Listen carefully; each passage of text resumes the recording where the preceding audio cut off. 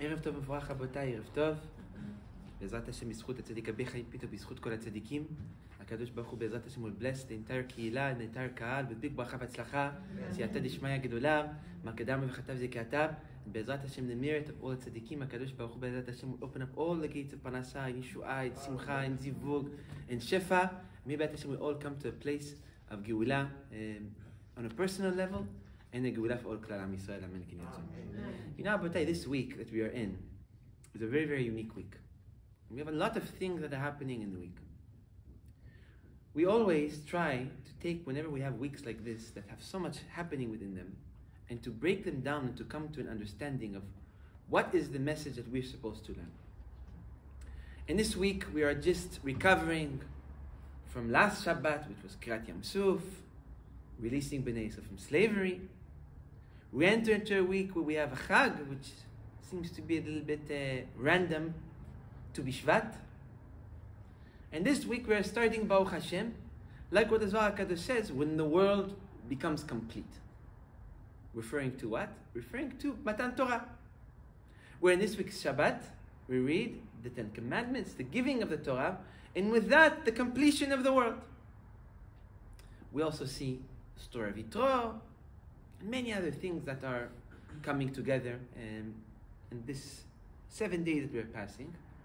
And from the different amount of things that we are studying, and different things, it seems that they're all random, they're all a big mess. And there's never such thing like that. So, Be'ezrat Hashem, we would like to try to come to a place of understanding of how we can make sense of this week, put it all together, and understand the message, the bottom line, what we are supposed to extract from it. So in order to understand this morning we woke up with a question that for years we had, and we never had the audacity to ask it. Why? It's a very tough question. Not being that it's a hard question to understand or to relate or to realize why it's a question from the first place. It's a hard question because there's not really an answer for it. And questions like that are very, very, very unique and very, very rare. And when they come up, they're a little bit, you can call them even dangerous to be too involved with them. And this morning when we woke up, we said that maybe we're going to try to understand it. And Baruch Hashem, HaKadosh Baruch Hu helped us come to a good path of understanding and walking. We know about it says in many Gemarot, and in many Midrashim, and in many books of Musar, this concept of Matan Torah being the end point of HaKadosh Baruch Hu's creation. In what sense? We learn in Pesach, we read the Haggadah, we learn in so many stories that would mention the giving of the Torah on Shavuot, that when HaKadosh Baruch Hu created the world, at the essence of the beginning of the creation, he had in mind this moment where Bnei Israel would receive the Torah. And having that moment in mind, that was essentially the main reason of why he created the Torah from the first place. Meaning, the world from the first place. Meaning that the world was created only for one reason. Only to get to this week's parasha, where Bnei Israel accept the Torah, and they bring down the 10 Luchot HaBerit, and as a result of that, the world was created. That's why the Zohar HaKadosh calls this period of time, or this week, the week of completion. In what sense? In the sense that the world became complete because the reason that HaKadosh Baruch Hu created the world for, which was for Bnei Israel to receive the Torah, finally came to fruition. So it's really a week of completing the Torah. But there's a question that when we would read this would always come to mind, which always bothered us. And that is the question about all what happened before Matan Torah, which actually came as a preparation and came as making Bnei Israel worthy of accepting Torah from the first place. In what sense? We know, Abotai, that Torah is not a will. Torah is not given to a person because you are a son or a daughter or a brother or a father of. Torah is something that we need to achieve. It's like if a person studies Torah and he has a lot of knowledge and he has a son, will his son merit to inherit all that knowledge? No, maybe he can inherit the love, the inspiration, but the knowledge he can't. Torah is something that regardless of where you came from, who you are, who your father is, who your mother is, who your brother is, it doesn't matter. If you wanted to achieve Torah, you have to le'amal, you have to work hard, you have to Do something to be worthy of achieving it. Without that preparation, you cannot receive Torah. So the same rule could be applied also for Klal Am Yisrael. Am Yisrael received the Torah, but it wasn't just because HaKadosh Baruch Hu, when He created the world, He said they're going to receive the Torah. There was a lot of actions that needed to come to fruition from Bnei Israel and from our forefathers to make this possible. Not being that it was a given that regardless of what our forefathers would have done, and regardless of what Bnei Israel would have done, we would have received it. We received the Torah because of all the Mesirut Nefesh, the sacrifice that our forefathers would do. Without that sacrifice, the Torah would never be given to us. If it wasn't for Avraham, that at the age of just a few years old, he searched for HaKadosh Baruch Hu, fought with his father, got thrown into a pit of fire. If it wasn't Yitzchak that sacrificed himself, if it wasn't for Yaakov that was able to overcome the selling of Yosef, the years and not falling into the impurity of Lavan, the years of fighting with Esav, if it wasn't for Am Yisrael having such emunah and such commitment and such willingness to be with HaKadosh Baruch Hu, the Torah would not be given to us. So my question is, how can we say that from the beginning of the creation of the world, all the world was based off this fact, knowing that Bnei Yisrael would receive the Torah? If we say that when HaKadosh Baruch Hu created the world, He knew that Bnei Yisrael would receive the Torah, it means that He also designed Avraham to overcome the tests. It means He also designed Yitzchak to overcome his test. It means He designed all our forefathers, Yosef, Yehuda, all of them, Bnei Israel, to overcome something that was already designed within them. Or in other words, it wasn't really a test. It was something that was already seen before, something that HaKadosh Baruch Hu already decided before. So, on one hand, we have this rule that the world was created in order for us to receive the Torah, and that was something that HaKadosh Baruch Hu always knew. And on the other hand, we have this concept of our forefathers and Am Yisrael fighting and doing mamash, giving their body, their soul to achieve this. Now this problem becomes very big when we start to bring in different sources and different books. Like we know it says in the book of Yirmiyah, it says, Im lo barati chukat shamayim va'aretz lo samti. It goes as dramatic as saying that if Bnei Israel wouldn't to receive the Torah, I wouldn't create the sky, the floor, I would leave it to tohu vavohu. So how do we make sense of all this?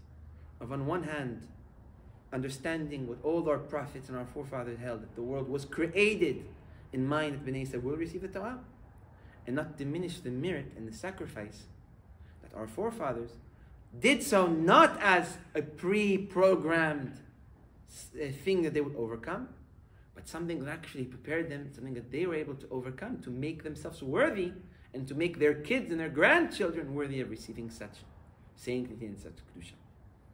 So how do we make sense of all this? So we said, in order to understand this, let's actually go into the giving the Torah itself. That's where the question starts. That's where we're going to look for the answer.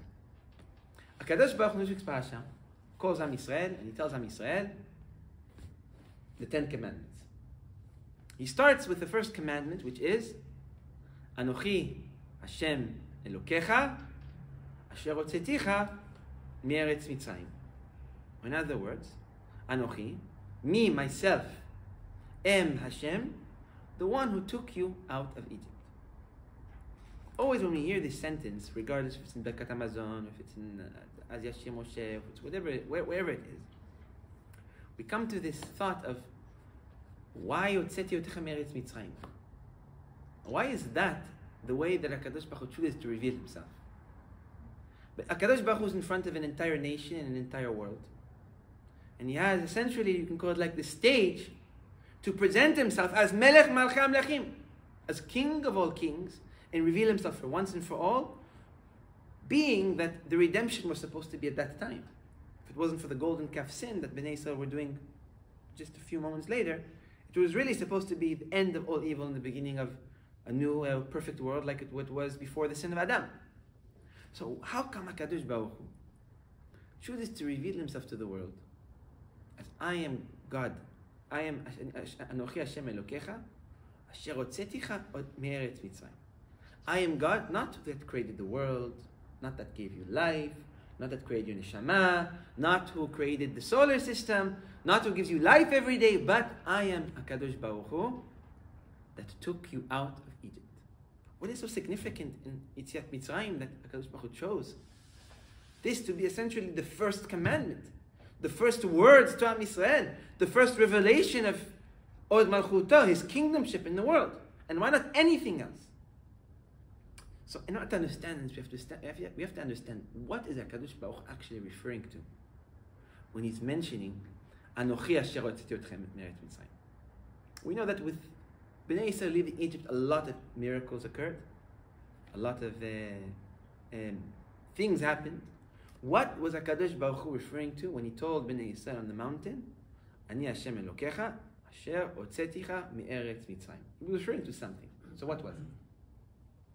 So we found the Zohar HaKadosh that mentions that he was actually referring to one specific point. He was referring to the point of what?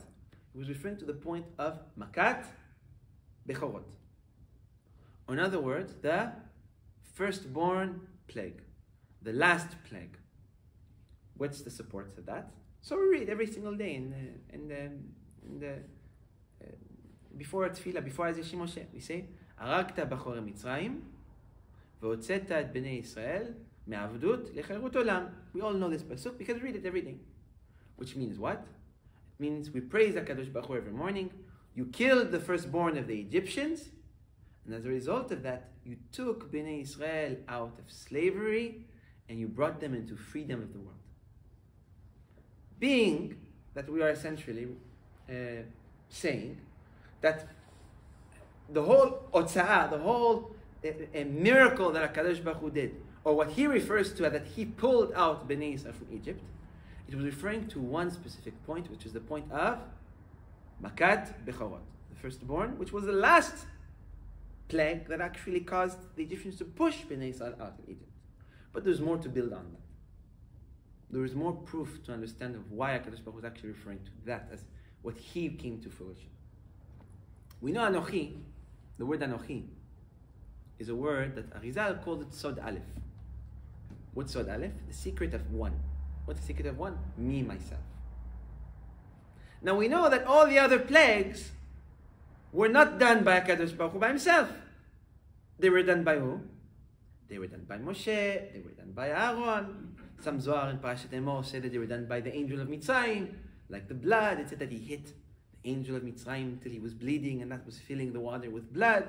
So there were many different entities that helped in the process to bring these makot to fruition. There was one makkah, one plague, which is unique, completely different. It's the plague of what? The firstborn, Makat Bechorot. We're in the firstborn plague. What did HaKadosh Baruch Hu say? I'm coming to take the firstborn of the Egyptians. Ani velo malach, ani velo saraf, ani velo acher, ani velo shaliach, ani bechvodi u'ba'atzmi. What does that mean? Hashem told Moshe, I have one last plague, but this time I am not sending an angel. I am not sending a saraf, which is another type of angel. I am not sending acher, which is malach hamavet, and I am not sending a shaliach, which is a messenger, which is you. I am doing it myself. Now we can understand why when Hashem says, Anochi, Hashem Elokecha, asher hotzeti otchem me'eretz Mitzrayim, I am God that took you out of Egypt, he was referring to the only plague, which is Anochi. Which what is Anochi? Me, myself, Aleph, one. So, when HaKadosh Baruch Hu mentioned Anochi Hashem Elokecha, asher hotzeti otchem me'eretz Mitzrayim, it was referring to the last plague, being the firstborn plague, that he came, brought to fruition, himself, with no other help from any entity. The question we can always have, something that we touched last week, we didn't really go into depth with it, is what is this concept of Hashem doing the plague himself? What is the reason behind it? Why couldn't Hashem just send a messenger, a malach? What was so important about this? Why did HaKadosh Baruch Hu see it as so crucial that he needs to stop everything, stop running the world to the point where, as we know, it says that all the world came to a pause at that time, to come to bring this last plague to Egypt? What was the point of all this? So, and especially, what is the point to this, to Matan Torah, meaning to the giving of the Torah? It's Two things that don't necessarily have any correlation. The Zohar HaKadosh says, in order for us to understand the plagues, we have to first understand that they are not just hits on the Egyptians. A lot of the time we think about the 10 plagues, we think about them as HaKadosh Baruch Hu punishing a bad nation. So he hit them with 10 big hits. I know many people that get hit with 20 hits. So it wasn't anything unique.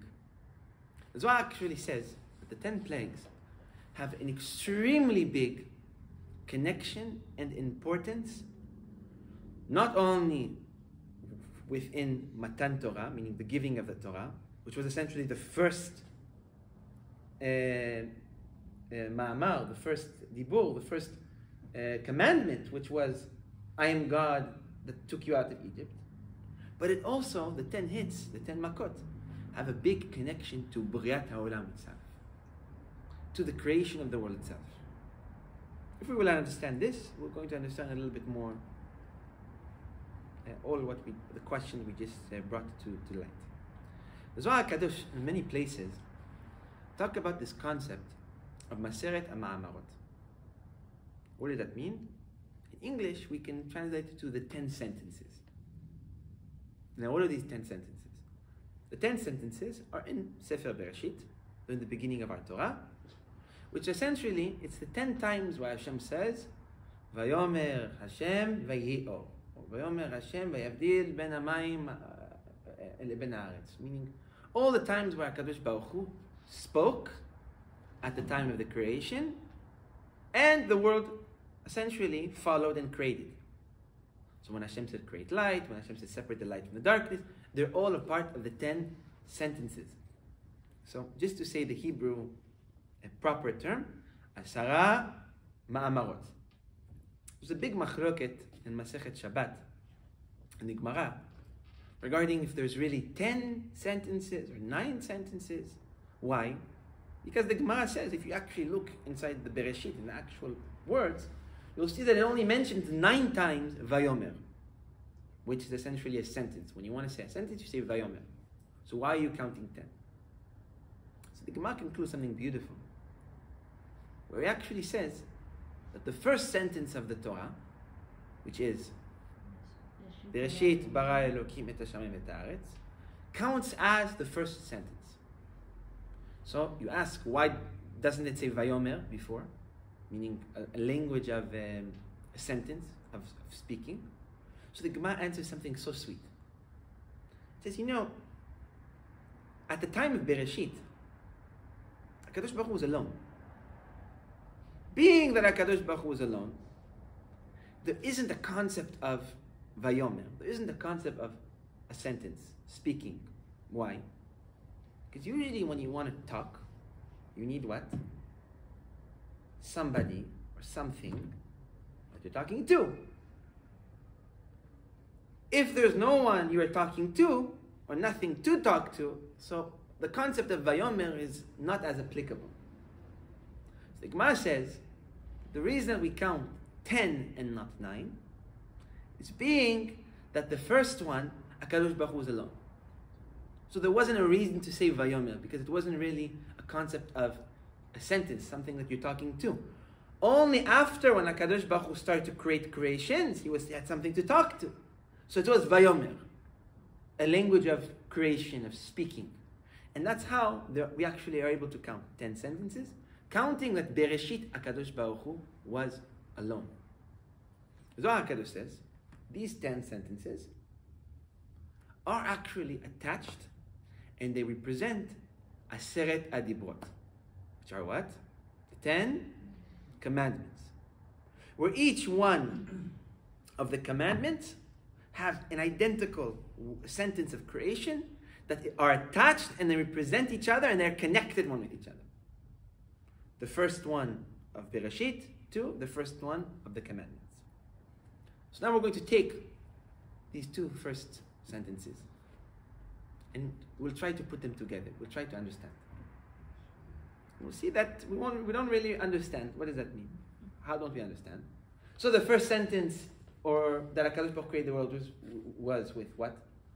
Bereshit bara Elokim et hashamayim et haaretz. We all know the translation of that. Very deep sentence, but we all know somewhat the simple translation of that. And the first commandment being, Anochi Hashem Elokecha, Asher hotzeticha mi'eretz Mitzrayim. How do these have any connection one to another? How do these have any correlation one with each other? One, Bereshit bara Elokim et hashamayim et haaretz. The second one being, Anochi Hashem Elokecha asher hotzeticha mi'eretz Mitzrayim. One about taking Bnei Yisrael from slavery. One creating the world, or Bereshit bara Elokim, whatever translation you want to take. There are hundreds of translations. So how do these two sentences or these two concepts actually come together? So Arizal says, in order to understand this, you have to bring another 10. And this other 10 will fill the gaps in order for you to have a clear understanding of how they connect one with another. These other 10 are what?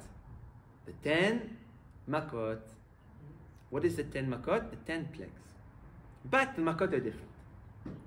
We know that Matan Torah, was it in kindness or was it in judgment? Kindness or judgment? Kindness. HaKadosh Baruch Hu gave his Torah. It was a gift. It was the most prized possession to HaKadosh Baruch Hu.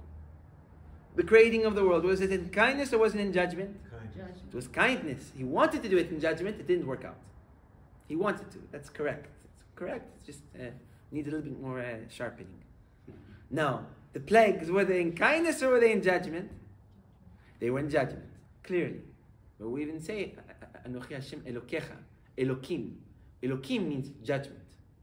So the Zohar has a rule. Judgment is always left to right. Kindness is always right to left. Meaning, when you're dealing with something that is kind, you could start from the right, Bereshit, etc. And on the other side, Anochi Hashem Elokecha, etc. With regards to judgment, it's backwards. You start from the left, and you move towards the right. Now, there's so many places we can bring where this is actually very applicable. Whoever came to any one of our classes before Rosh Chodesh, or on Rosh Chodesh, we mentioned this concept of the Havayot, the name of the month, which is the name of Hashem of the month. And a big way of seeing if it's a good month or a bad month is seeing how the word of Hashem is built. Is it Yud Kei Vav Kei, meaning Yud Kei Vav Kei right to left? Or is it backwards? Hey, Vav Yud Kei, meaning backwards. So when it's backwards, it's usually din. And when it's frontwards, it's usually what? It's usually kindness. So Arizal says there are 10 plagues that attach to the 10 sentences of creation and the 10 commandments. The difference is, because they're din, they start backwards. Meaning, we don't count the first one being dam tzfardea. We count the first one being what? Makat bechorot, choshech, barat, etc. Now, how do these bechorot, firstborn, Ani Hashem Elokecha asher hotzeitem mitzrayim, and Bereshit bara Elokim have anything to do with each other? So no, it makes perfect sense. How? Bereshit, why was there no Vayomer? Because Hashem was alone. Nothing was there. There was something to speak with. The firstborn plague, which came secondary, Hashem came down alone. Not with his messenger, not with an angel. Bichvodo ubeatzmo. Himself. And Anochi, Hashem Elokecha, we mentioned. What is Anochi? Sod Aleph. What is Sod Aleph? The secret of one. Which one being that there's only one, and if there's only one, that means that he is alone. So now we can actually see a perfect connection between Bereshit, being that he was alone, to Anochi Hashem Elokecha, being that he was alone too. Anochi being one. And it's get connected with what? With Makat Becharot, with this concept of the firstborn. But the question we had, Rabotai, now it starts to make sense. Why did HaKadosh Baruch Hu need to be alone? What was the reason behind HaKadosh Baruch Hu coming down alone? Bereshit, I understand. Let's put Bereshit aside. The second one that followed was firstborn. Why did he need to come down alone to cause this plague What was it only just to say, I am God that took you out of Egypt? What was the reason behind it? If HaKadosh Baruch Hu did something, there must be some sort of something to justify it. So last week we spoke about the firstborn. We didn't explain why he came alone. We explained what is firstborn. We did not touch why he came alone. So really, why did he come alone? What was the purpose and the reason? And Chaval, nobody asked why, bottom line, why he didn't come alone. But that hopefully we'll have a good question tonight. So why did he come alone? What was the reason behind it? If he did it, there was reason.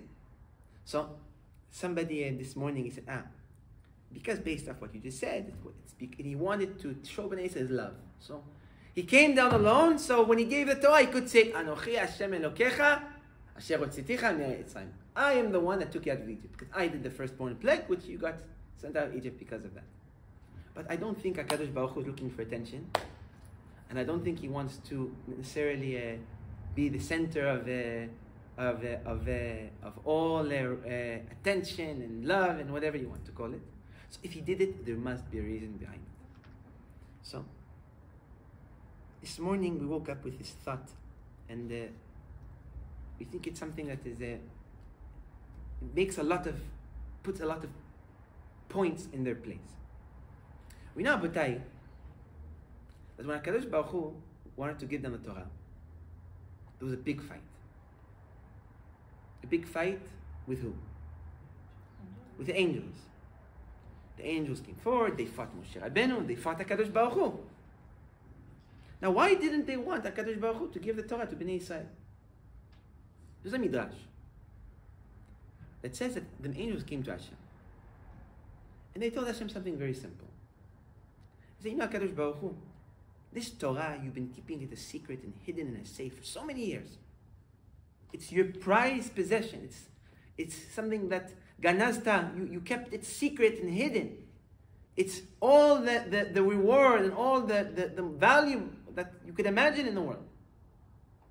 You can't give it to man. Hashem said, why? He said, very simple.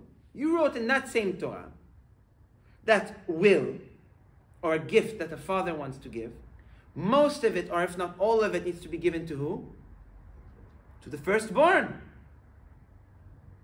The firstborn, even the halacha, says black and white, he receives, if not most, all the will of the father. So how can you define your own mitzvah and give the Torah to man, which is last? It was really the last creation. On Friday, when the world was complete, he created man. So how can you put man as the main inheritor of all this secret treasure that you've been holding called the Torah, and give it to the last creation you have? It is defying the rule you put in your own Torah. So he said, maybe we can say something like this. Maybe we can say, HaKadosh Baruch Hu said, you're right. The reward, the will, is destined to be given to who? To the first. The problem being that Bnei Yisrael are what? They're not the first. And as long as they're not the first, you will always be right. So maybe we can say HaKadosh Baruch Hu told the angels, I'll make them the first. And if I make them the first, you have nothing to say. Now, how does that mean I make them the first? How can I make man the first? So we know, Abutai, that HaKadosh Baruch Hu is unlimited, and he does not have the same constraints that we hold as humans. One of those being, he's not bound to time and space, two things that are attached. Somebody told us one time. Now, something that we don't understand. How can you not be bound to space? How can you be everywhere at once? We don't understand. And how can you work above the time? We don't understand. That's one of the boxes that humanity have, which makes us silly. That's how we are. HaKadosh Baruch Hu, being that he's above time, essentially, the day when he created the world and right now, it's all the same thing for him. there's no difference in order because he doesn't have a concept of time. Being that he doesn't have a concept of time, he can look at the creation of the world and look at right now and see them simultaneously as the same thing. You can give an analogy which it's not really precise, but it's the best analogy you can come up with. It's like a book. You hold a book. Even though some pages are closed, they're all in front of you. Even though you're on a specific page and you're reading something specific, you can always just take the book and go back to the beginning. So maybe we can say that that's the best analogy we can give on this concept of how HaKadosh Baruch Hu is above time. Being that he's above time, he can do a lot of things that our minds don't necessarily understand and reach. Maybe we can say that when HaKadosh Baruch Hu heard the intention or the plea of the angels, he said, there's no problem. You are right. Bnei Israel, in order for them to inherit the Torah, they need to be the first. They need to be at the beginning of the creation. And only if they're the beginning of the creation, only then they will inherit the Torah with no problem. So what will I do? I will go back to Bereshit. What was the state of Bereshit of the world in that time? No. It didn't exist No. before Bereshit? No. We mentioned it. We're repeating it. HaKadosh Baruch Hu was alone. And that defines that time. That Bereshit, bara Elokim, there is no Vayomer because Hashem was alone. Maybe we can say HaKadosh Baruch Hu told the angels, I will go back to the state when I am alone, and if I am alone, none of you exist, and whatever I will choose, that will be the first creation, whatever I will touch my hands first, he will be considered to be the first. Because at the beginning of all, Hashem was alone. Once Hashem returns back to he is alone, he essentially returns back to what? To the state of Bereshit. Maybe we can say HaKadosh Baruch Hu came to the angel and said, no problem. I'm going down to the world and I'm bringing down Bereshit. In what sense? I'm bringing the world to the state where I am alone. And once I am alone, I exist and I could function in that same page which was the beginning when there was nothing but me. So if I will come down, whatever I will choose or whatever I will touch, or the first thing that I will do when I turn the world into a state of alone, that will be the only thing that exists and the first thing that exists. And that first thing that exists will be the firstborn. And that first thing will exist will be essentially what will inherit the entire Torah Kula. Right after, let's do it in order. Right after Bereshit bara Elokim, what's the next 10 that we relate? The firstborn. Hashem comes down to the world and he comes down alone. Being that nobody else exists except for HaKadosh Baruch Hu. That's what it says. Ani velo acher. What does ani velo acher mean? Me and not anything else. Anything else means that nothing else exists. Meaning everything else is, there's nothing else. When Hashem comes down to the world, the first thing he does in the firstborn plague, Kadesh li kol bechor. What does that mean? I will sanctify the firstborn. What is this concept of sanctifying the firstborn? He takes Bnei Israel and he tells them what? Kodesh, Reshit, Tevuato. HaKadosh Baruch Hu does some sort of change. He does some sort of action with Bnei Israel at the time when he was what? Alone in the world. Being that the first thing he touched when he was alone in the world was Bnei Israel, he essentially brought upon Bnei Israel a state of what? A state of firstborn. Or in other words, the first creation. And now that they're the first creation, and now that they went all the way back to Bereshit, HaKadosh Baruch Hu can just say, now that I'm here in Bereshit, the world exists for Bnei Israel. The world exists for Bnei Israel to receive the Torah. I'm already here. I already brought myself back to the place that I am alone. So now anything else I will touch, I can keep it the same way, and just touch it again and give a different excuse of why I'm doing it this time. He's already at Bereshit. He's already at the start. What comes to seal this thought and this concept? The next 10 that we hold, which is what? Anochi Hashem Elokecha, Asher Hotzeticha me'eretz Mitzrayim. Why is that the first commandment? Why wasn't the creation of the world the first commandment? I am the God that created the world. Because this new version of the world that HaKadosh Baruch Hu essentially reviewed, because he went back to Bereshit, the first thing he did was what? Was take Bnei Israel, make them holy, and pull them out of Egypt. So really at the root and at the source of Bereshit, who was in the middle, in the center of all that? Bnei Israel. Not of the first Bereshit, where Hashem essentially created the world, sun, moon, all that. But when he returned to Bereshit the first time, meaning returning the world to that state that he is alone, and there's nothing else that exists. That world that he essentially retouched and revisited, it was all built for Bnei Israel. Where do we prove that? Anochi Hashem Elokecha. Anochi, Arizal says, it's a secret of what? Of one. We mentioned that maybe 6 times. What's the secret of one? That Anochi, referring that at that moment the world was what? It was one. So at that moment when HaKadosh Baruch Hu Otzeticha me'eretz Mitzrayim, you were number 2. You were the first one to be created. You were the secondary one that HaKadosh Baruch Hu can now speak to. And from here, we see that Bnei Israel actually received this concept of what? Of having the ability to even go back in the past and change the past. Which is something extremely unique. From here, Bnei Israel took on this concept of even that they are in the middle, they can go to the beginning and they can reshape the beginning to every way they want. The same way that HaKadosh Baruch Hu did now. The second time after Bnei Israel proved to be worthy, he created the world for them, meaning he brought them back to a state of Bereshit just because they were worthy from the first place. Bnei Israel from this point and on held something that nobody else held. The ability to not only change who we are, how we are, and what state we are, but to even change things that seems to be lost, meaning the past. What is already no longer in our control.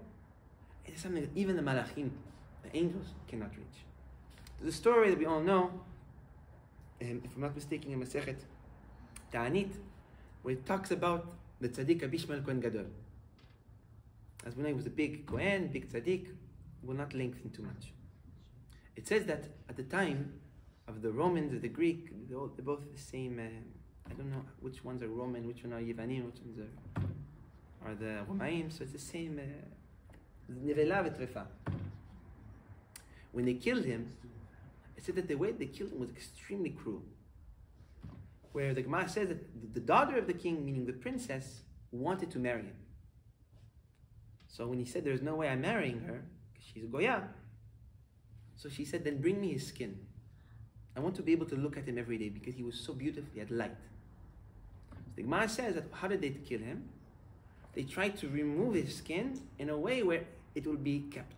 And the Gemara even said that they did a holiday out of it. They made a holiday out of his skin. Where he had such beautiful skin that once a year, they would take an ugly person, put the skin on top of him, and they would say, "Look, it's a miracle, now he's beautiful." Something terrible, something Chaman al-Islam. It said at the time when they were removing his skin, he was screaming.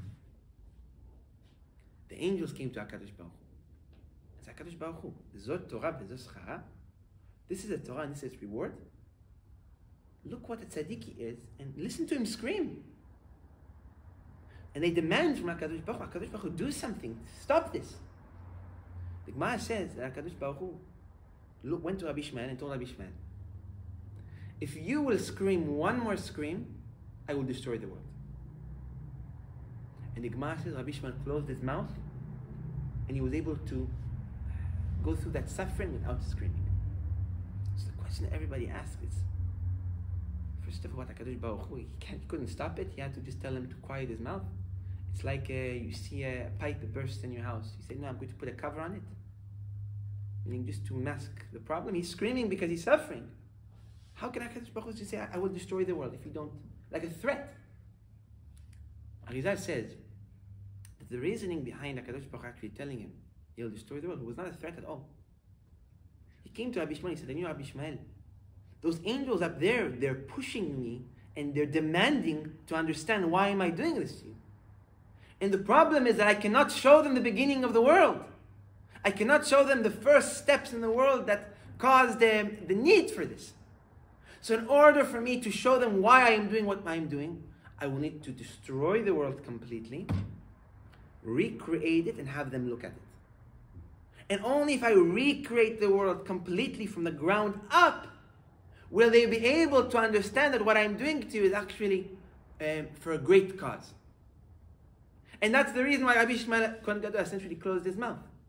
Being that the angels were unable to reach that place of understanding the beginning, the past, what HaKadosh Baruch Hu put before them. The Jew has something unique, where we have something that is embedded within us, that comes from Matan Torah, which is the ability to not only not be stuck at the state that we are, and be able to fix it, but the ability to even go to our past and edit our past. The same way HaKadosh Baruch Hu edited the past of the whole world. The whole world, just for Am Yisrael to be able to receive the Torah. And this is something that only the Jew holds. Where, we all ask? Where does the Jew hold the power to edit the past? It's very simple. A person sins. He does bad things. He's walking in a bad path. He's choosing to be around bad people. And one day he gets up and he decides to do something that we call tshuva. What can he do with that tshuva? He can change the past. He can turn sins into merit. He can erase bad deeds from existence like they never occurred. We have something that is very special. And that is the ability to not be stuck in the state that we left off. We have the ability to, regardless of what place we are in our life and at what state we are in our life, or what we did or what we didn't do, to get up and to completely restart life into the beginning. But not even just the beginning of ourselves, the beginning of the world.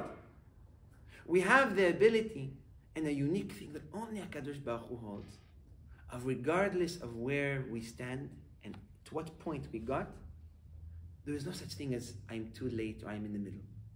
We can always go back and even change the past by doing tshuva. Where do we see this in all these occurrences that we have in this week's week? Yitro. We call this parasha Parashat Yitro. Yitro was who? He was a goy. All his life he was Kohen Midian. He was a priest. It says that the Gemara calls him Avi Avot de Avodah Zarah. It means the father of fathers of idol worship. It's like we take the biggest leader of the non-Jews, the biggest one, the one that leads the leaders. He was Yitro. But Yitro, the moment he got up, and the moment he did tshuva, and the moment he converted, he was able to create the world, to change the world, to change the world to an aspect of what? That now, even for him, the world was created. Meaning it's not just something that Hashem did, it's something that people can still do. Yitro, after Matan Torah was already given, he was able to change the entire existence of the world. Where before he did tshuva, before he converted, he was a nobody. He was Rasha. After he converted and he became a Jew, the world was created now, suddenly, just for him to receive the Torah and to do Torah and mitzvot. So we could even see how far this goes. We say about ourselves that the HaKadosh Baruch Hu created the world for us to study Torah and mitzvot. What, it's not about the convert? 100% it's for the convert. He was able to change the world. He was able to change the entire existence, creation of the world. By doing what? By sticking to HaKadosh Baruch Hu. And HaKadosh Baruch Hu in his essence, embedded within the Torah, the ability to go back to Bereshit. Let's restart. Let's go back to the creation. Now let's create the world. That the world was created for a person that did tshuva, also for him, that the world was created for him to study Torah. We have the ability, even in the middle of our life, in the middle of our journey, to go back and to change the entire history of the world. And make it completely different. As an individual. Each and every one of us can do so. And it stems from what we received in this week's parasha. Matan Torah, the giving of the Torah. And from here we could actually understand something very unique that occurred up there in Shamayim. It says that when Moshe Rabbeinu was up in Shamayim, he saw a neshama of who? Who? Of Rabbi Akiva. Who's Rabbi Akiva? We know Rabbi Akiva, he wrote the Torah Sheba'al Peh. He was one of the writers. We don't see, but it says that the Torah Sheba'al Peh is, we hold it that it's because of him it's written. So it says that when Moshe saw Rabbi Akiva, he said, HaKadosh Baruch Hu, I can't bring down the Torah. He said, why? He said, because there's this neshama here, and you want me to bring down the Torah? No, he's more worthy. So we asked, why is he more worthy than Moshe? So we said, maybe we can say that Rabbi Akiva, he represents what the Torah represents, which is what? He represents that even in the middle of the world, even in the middle of a person's life, he can still go back all the way to the creation and change it completely. We know the story of Rabbi Akiva was what? 40 years of his life he lived like what? Like an Amaretz. At the age of 40 he went to Gan. At the age of 40 he went to Aleph Bet. And from that place, from the beginning, at the age of 40, in the middle of his life, he was able to rise to such heights. Rabbi Akiva represents the person that in the middle goes back all the way to the beginning. Rabbi Akiva represents the person that even though he's already deep into his journey, he can start his life completely from the beginning. And we could even say that about another chidush that we had. It's a little bit deep. Hopefully one day we'll make a class about it. Where it said that Rabbi Akiva, he would take his Torah out of the crowns of the letters. It says Rabbi Akiva, from every crown in the Torah, meaning in the Torah, the letters have crowns, meaning little lines. Ever looked in this Torah or in any Torah writing, you'll see that there's crowns.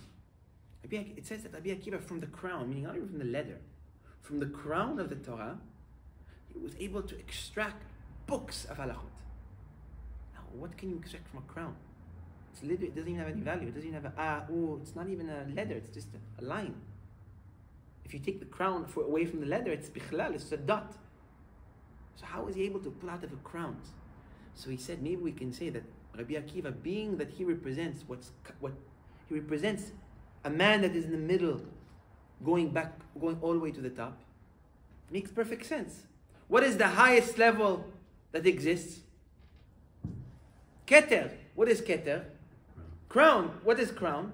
Ein Sof. What is Ein Sof? It means Hashem with no end. Meaning it's the purest form of the way the world was. Which was what?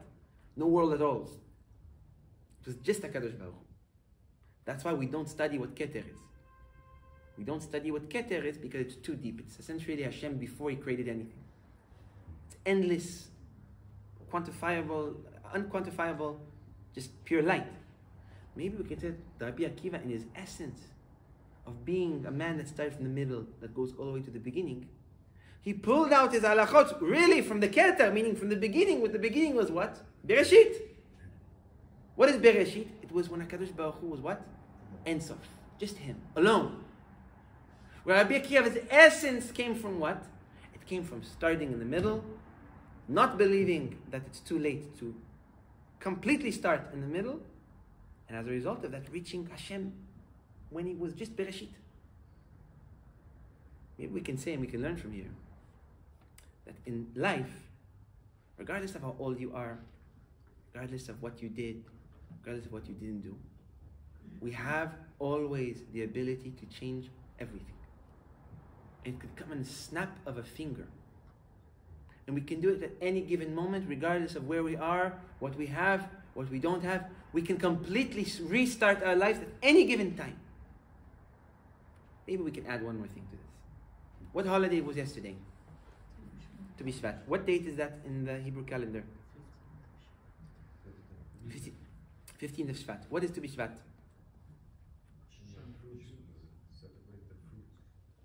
We celebrate the fruits, or we celebrate something, let's be very exact. We celebrate the beginning, Rosh Hashanah, Leilanot, the beginning of the year for the trees. Meaning it's the Rosh Hashanah of the trees. Why does the Rosh Hashanah of the trees fall in the middle of the month? Doesn't make sense. Every beginning starts at Aleph. every beginning starts at Aleph. It's like, imagine we tell you, we're starting the year on Gimel. Gimel Elul. Or Gimel, whatever it is, any month.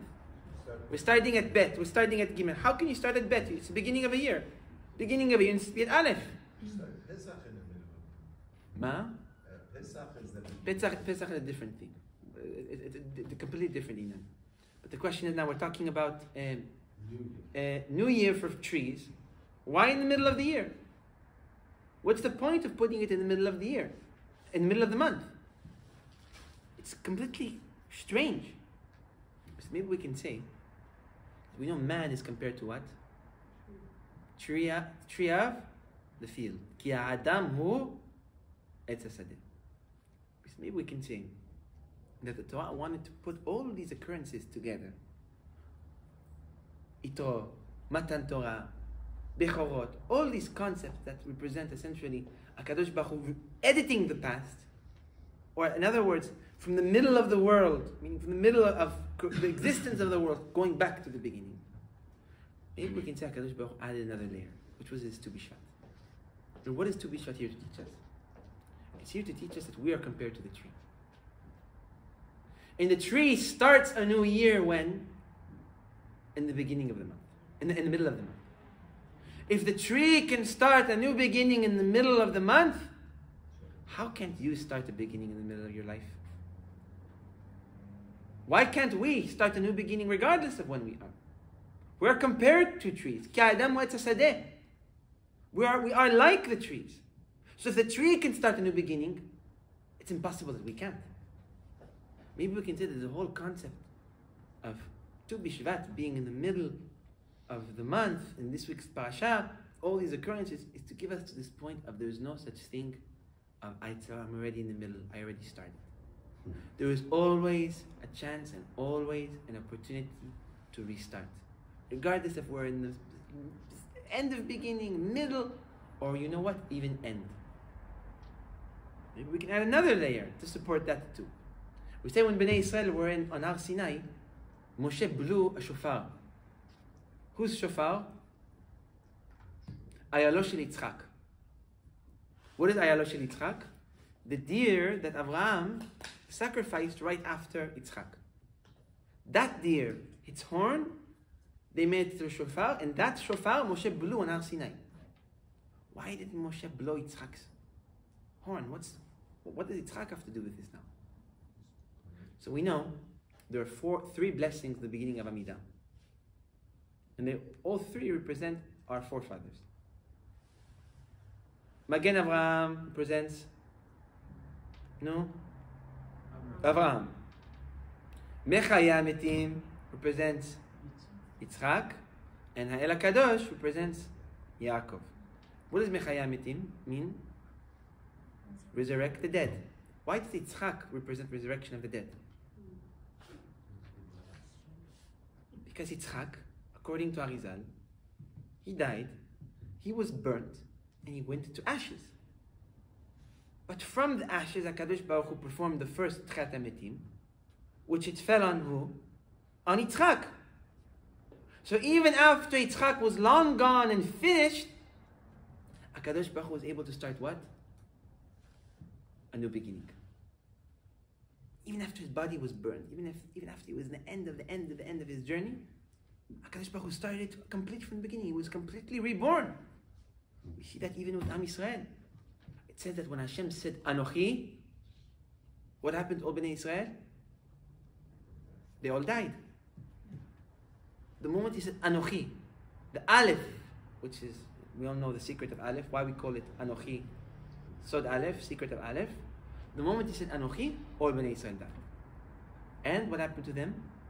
They came back to life. It's repeating this concept and giving us a very clear understanding that not only that we cannot say it's too late in the middle, but we can't even say it's too late in the end. So even a person is at the end of his life, and maybe even if he finished his life, HaKadosh Baruch Hu gave us the power to get up and to change. So not just change our future, but to completely edit our past. And not just ours, but the whole world's past. So we have to understand, Rabbotai, we have a great gift. And this gift shouldn't be clouded and shouldn't be destroyed by the evil Yetzer Hara that wants to take away our hope and take away our motivation and take away our energy and take away our strength. Our gift that's never too late. Never too late for what? For anything. You can recreate the world again. You can go back to the creation of the world. You can go back so deep to your root where it's already HaKadosh Baruch Hu himself by himself. We have the ability, Rabotai, at any point to completely change anything and everything that ever existed. And it's all in our hands and merit of what HaKadosh Baruch Hu gives us in this week's Pasha. Which is what? The Holy Torah Kula. B'ezrat Hashem. HaKadosh Baruch Hu will give us B'ezrat Hashem the inspiration and the knowledge and the dat to take advantage of this gift and to B'ezrat Hashem renew the world every single day. And when we will renew the world every single day, we will B'ezrat Hashem create the world with HaKadosh Baruch Hu every single day in the way that we choose to, and for the reason that we choose to. And if we will do so, B'ezrat Hashem, we will live great and beautiful lives b'chayei olam hazeh, and great and beautiful lives l'chayei olam haba. Amen. So, Rabotai, questions? So many things that I don't know which one to Let's ask. start with Yitzadika and then we'll move on. Does a non-Jewish person, is there a similar concept of doing teshuva at all? Or? So a non-Jewish concept, he has a simple concept, a simple mitzvah of doing the 7 mitzvot of Bnei Noach. After the Torah was given, conversion was no longer a mitzvah to go and do. So in other religions, there's this concept of go convert the world. In Judaism, no. Go help a Jew. Don't convert the world. But it wasn't always like that. At the time of Avraham, or Yitzchak, Yaakov, Yosef, Yehuda, all his brothers, there was a mitzvah of converting. There was a mitzvah of going around and bringing people to Brit Milah. Because at the time, the Torah belonged to all, meaning HaKadosh Baruch Hu belonged to all, essentially. Meaning, we're all Bnei Adam, we're all sons of man, of Adam, of man. It changed when the Torah was given. And when the Torah was given, our responsibility now shifts towards what? Towards making sure that all Am Yisrael are keeping Torah and mitzvot. But of course, if a person is converting, it's mitzvah to help him and to... So that HaKadosh Baruch Hu loves the convert. HaKadosh Baruch Hu loves the convert more than... we don't want to say that he loves the Jew, because HaKadosh Baruch Hu loves everybody very, very uniquely in their own way. Like a father can't say he loves a specific child more than the other. Strange people maybe could say that. But a father can never say, I love one child over the other. So HaKadosh Baruch Hu, not saying that he loves the convert more than anybody else, but he has love for the convert, which is extremely unique. To the point where Hashem says he loves the convert. And he says whoever is going to touch the convert, he's going to punish. Something that's not very present within Jews. Jews, you touch another Jew, go to Beit Din. A Rabbanim will take care of you. A convert, you touch a convert, no, Hashem will take care of you. Meaning Hashem loves them. So, not Chas v'Shalom taking any importance for one or giving importance to the other, but as a Jew, our specific tafkid, goal, mission is not necessarily to convert, but to bring people between.